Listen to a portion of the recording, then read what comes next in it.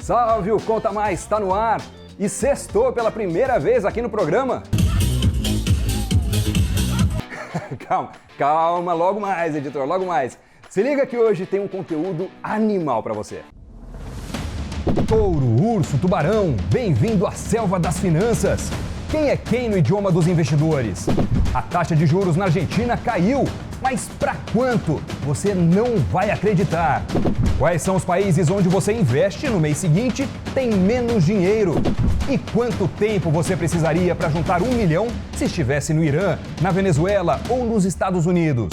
A China tem o menor crescimento em quase 30 anos. A lista das cidades com os metros quadrados mais caros do Brasil. E de volta para o passado, você vai ver que o dia 17 de janeiro já foi marcado por nascimentos bem diferentes. É normal a gente usar animais para se referir ao comportamento humano. Por exemplo, a Bia, nossa ilustradora, tem uma memória de elefante. O Quinho, nosso cinegra, tem olhos de águia. E olha que a águia real, por exemplo, consegue ver uma lebre a mais de 3 quilômetros de distância. O Guga, tenista, já foi chamado de labrador humano. No trânsito tem gente que às vezes leva uma fechada e já solta a fauna completa. Por aí vai. Você entendeu? E o mundo dos negócios, que é lotado de nomes e situações bem peculiares, é também um prato cheio para essa figura de linguagem. Cola aí na grade do Zoológico Financeiro.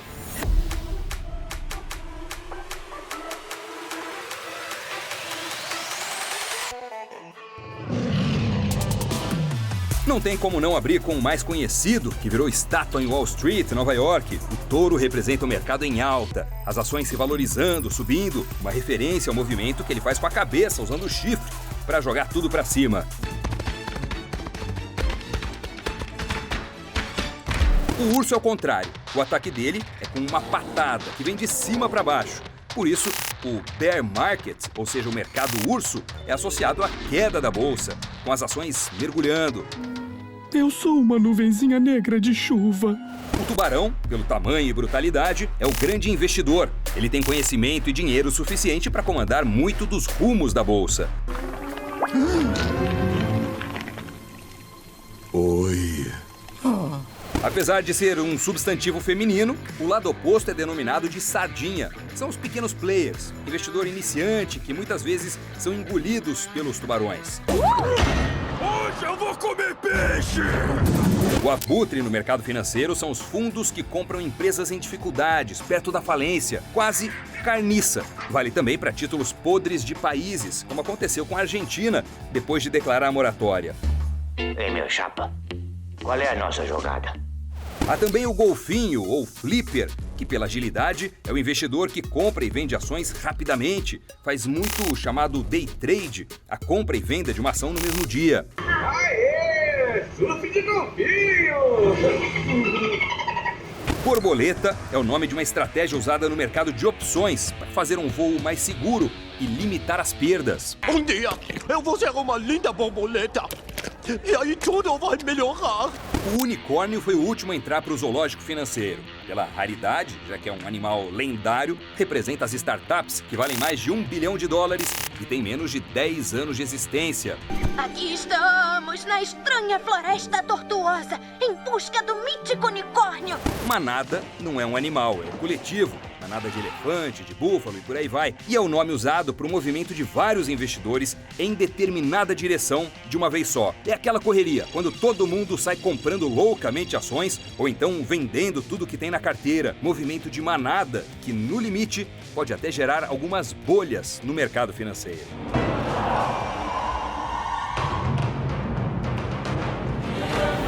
É isso aí, aqui não é o Animal Planet, mas acompanhe o nosso conteúdo que você vai aprender e ficar informado sobre essa fauna toda.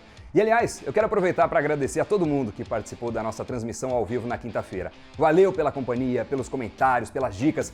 A gente leu uma a uma, anotou muita coisa e vamos colocar várias das sugestões em prática.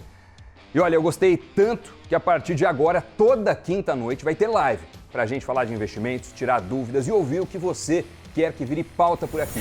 Sempre que você assistir o nosso programa, comenta, dá seu pitaco, que assim você ajuda a melhorar cada vez mais o nosso conteúdo. Fechado? Estamos aqui no Invest News, sejam muito bem-vindos. é um projetaço que a gente lançou essa semana. O Banco Central da Argentina cortou a taxa de juros por lá. Enquanto ela ficou, tem ideia? Aposto que uma taxa que você adoraria ter nos seus investimentos. A redução foi de 52% para 50% ao ano. Uma taxa de juros, ainda assim, 11 vezes maior que a do Brasil. A Argentina tem hoje a maior taxa de juros nominal do mundo, mesmo com esse corte. Olha só, 50%, ocupando, portanto, a primeira posição. Na sequência, vem o Zimbábue, 35% ao ano. Na sétima posição, Venezuela, 22,5%. Logo à frente do Irã, que tem uma taxa de juros anual de 18%. O Brasil está na posição 71, com 4,5%. E os Estados Unidos têm uma taxa de juros anual de 1,75% ao ano. 3 países no mundo estão com uma taxa de juros negativa. É o caso do Japão, menos 0,10%, da Dinamarca, menos 0,75% e da Suíça, com a mesma taxa da Dinamarca. E se você investisse R$1.000 por mês? Em quanto tempo o patrimônio chegaria a R$1 milhão? Isso considerando o rendimento com a taxa de juros de cada um desses países e também com os aportes mensais que você fizesse. Olha só o que aconteceria. Com a taxa atual de juros da Argentina, investindo R$1.000 por mês, você chegaria à marca de R$1 milhão em quase 9 anos. Considerando a taxa do Zimbábue, 11 anos. Com a taxa da Venezuela, pouco mais de 14 anos. Se você estivesse no Irã investindo R$1.000 por mês, com a taxa de juros básica da economia por lá, 16 anos para chegar à marca de R$1 milhão. No Brasil, considerando a Selic atual, 35 anos. E nos Estados Unidos, seria necessário esperar mais de meio século para juntar R$1 milhão. No caso dos países com juros negativos, ao investir você não ganha dinheiro, perde. Coloca R$1.000 em um mês e no mês seguinte tem menos de 1.000. Parece estranho, mas é verdade. Numa situação como essa, para chegar a R$1 milhão, melhor do que deixar o dinheiro investido seria guardar ele no cofre, no colchão, na parede de casa, em qualquer lugar, e ir juntando 1.000, mais 1.000, mais 1.000, todo mês, até chegar nos 6 zeros, o que iria demorar 83 anos. E em todos esses casos a gente está falando de taxa de juros nominal, ou seja, sem descontar a inflação. E bora para o nosso giro de notícias. Ô editor, tá Zé Graça, hein? E nada de peão da casa própria hoje não, hein, editor?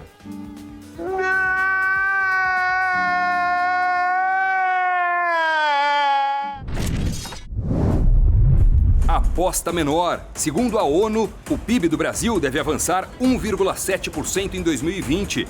O número é bem menor que o estimado pelo Ministério da Economia, que divulgou essa semana a previsão de 2,4%. Para quem acha o iPhone 11 um absurdo de caro no Brasil, e é mesmo, vem aí um celular com preço ainda mais amargo. E é justamente da arquirrival da Apple, a Samsung. Um ano depois de ser anunciado, o Galaxy Fold, celular que tem tela dobrável, vai começar a ser vendido no Brasil. Com 6 câmeras, uma telona interna e uma menor externa, o valor vai ser de R$ 12.999, só para não falar que é 13 mil. Preocupação asiática? A economia da China tem o menor crescimento dos últimos 29 anos. Fraco por lá, mas ainda assim forte para os padrões globais. O avanço no PIB em 2019 foi de 6,1%. A companhia aérea Azul vai ter voos diários para Nova York. Eles irão sair de Viracopos, em Campinas, rumo ao aeroporto JFK. Esse vai ser o terceiro destino da Azul nos Estados Unidos. A primeira decolagem da rota é prevista para o dia 15 de junho e a duração do voo é de 9 horas. E o touro de Wall Street pulando de alegria? Os índices de ações dos Estados Unidos atingiram patamares inéditos nessa semana. Recorde triplo. Nasdaq, S&P 500 e Dow Jones superaram todas as marcas anteriores. Depois de alguns anos de baixa, os imóveis brasileiros voltaram a registrar um bom rendimento em 2019. Você deve ter lido isso bastante por aí. Mas sabe quais são as cidades com os metros quadrados mais caros do Brasil? Como ninguém mora num metro quadrado só, um metrinho, dá pra gente ter uma ideia melhor se considerar um imóvel de 70 metros quadrados. Vamos fazer isso então. Claro que numa mesma cidade o preço muda muito, então o ranking foi montado com a média de preço do metro quadrado em cada cidade. Olha só o resultado. No Rio de Janeiro, Um imóvel de 70 metros quadrados custa, em média, R$ 653 mil. A segunda cidade com um metro quadrado mais caro, em média, é São Paulo, 631 mil para comprar um imóvel de 70 metros. Em Brasília, 514 mil. Depois, na quarta posição, Florianópolis, 491 mil. E Vitória, no Espírito Santo, 475 mil. Claro que você vai olhar e vai falar, poxa, mas aqui na minha região é muito mais caro do que esse preço? Ou um pouco mais barato? É média. A gente está juntando o bairro mais caro, o bairro mais barato, e na média, essa é a ordem das cidades que tem os imóveis mais caros, considerando a metragem.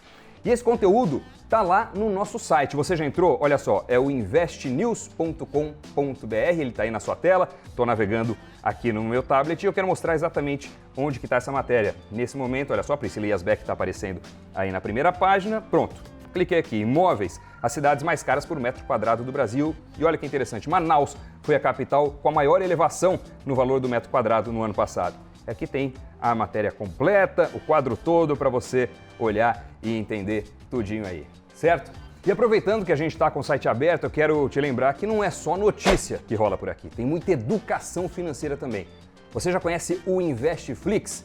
Vamos encher a tela? Olha só, tem essa seção do Investflix também no nosso site. Vou voltar aqui para a home do Invest News, lá em cima tem cotações, planilhas e simuladores e Investflix.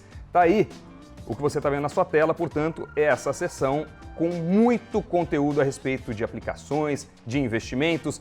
E, aliás, para dar uma ideia ainda melhor, a gente preparou um vídeo curto de um desses materiais. Muita gente quer aprender a investir em ações. Vai que é sua, Samidana!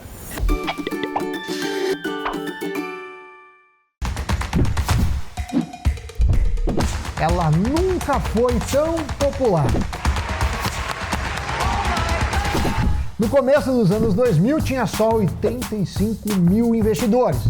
Isso dá 0,05% da população. Imagine que num estádio de 50 mil pessoas, só 25 torcedores investiam em bolsa. De lá para cá, o número quase triplicou. Já são mais de 1,5 milhão de investidores. Ainda assim, menos que 1% da população brasileira está na bolsa. Enquanto isso, se você quer fazer parte desse restrito clube, veja esse vídeo até o fim para não ser mais um investidor que segue a manada e quando entra em bolsa, entra comprando caro e vendendo barato. 17 de janeiro foi a data de nascimento de personalidades da história bem diferentes. De criminoso a um dos maiores esportistas de todos os tempos. É o De Volta pro Passado. Pode rodar. No dia 17 de janeiro do ano de 1899, nascia em Nova York o emblemático gangster Al Capone. Coincidentemente, ele faz aniversário um dia depois da homologação da lei seca nos Estados Unidos. E foi justamente para burlar essa lei que o Al Capone passou a contrabandear bebida alcoólica. Isso se tornou uma das principais atividades ilícitas dele. Al Capone morreu em 1947 por conta de complicações decorrentes de sífilis. Vamos para outro ano, 1942, foi quando nasceu um garoto que seria considerado o maior boxeador da história. Muhammad Ali é da cidade de Louisville, no estado de Kentucky. Foi campeão mundial de boxe de 64 a 67, quando se negou a ir à guerra do Vietnã. Por causa disso, ele foi condenado à prisão. Pagou fiança, mas ficou 3 anos sem licença para lutar e perdeu o cinturão. Muhammad Ali voltou aos ringues em 1970 e reconquistou o campeonato mundial 4 anos depois. Em 81, ele se aposentou e 18 anos mais tarde foi eleito o esportista do século pela revista Sports Illustrated. Muhammad Ali morreu em 2016, aos 74 anos, depois de uma longa luta contra a doença de Parkinson. E no dia 17 de janeiro do ano de 1962, Jim Carrey veio ao mundo. Para quem não sabe, o ator é canadense, não americano, hein? Ele nasceu em Ontário, fez várias caretas e comédias que viraram sucesso, como Máscara e Debi Lloyd. E também atuou em dramas famosos como Show de Truman e Brilho Eterno de uma Mente Sem Lembrança. Acabou o Conta Mais de hoje. Segunda noite é encontro marcado de novo, hein? E para não esquecer, se inscreve no nosso canal no YouTube, aciona a notificação que assim que o programa entrar no ar, você vai ser avisado. E lógico, também tem tudo lá no nosso site, investnews.com.br.